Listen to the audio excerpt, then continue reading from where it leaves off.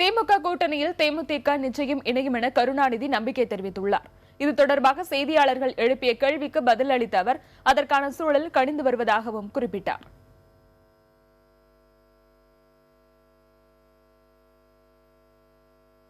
தேமுதிகவுடனான கூட்டணி திமுக கூட்டணி முடிவாகிவிட்டதா?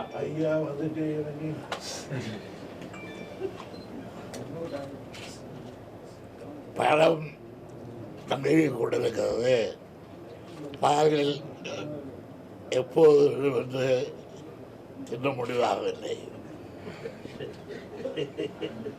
என்ன கோரிக்கை வைக்கிறாங்க? ஏன் இந்த இழுபறி? தேமுதிக திமுக கூட்டணி முடிவாவதற்கு ஏன் இந்த தாமதம்? என்ன இழுபறிக்கு காரணம் என்ன? இழுபறி எதுவும் கிடையாது. அதனால் எதுவும் சொல்வதற்கு இல்லை.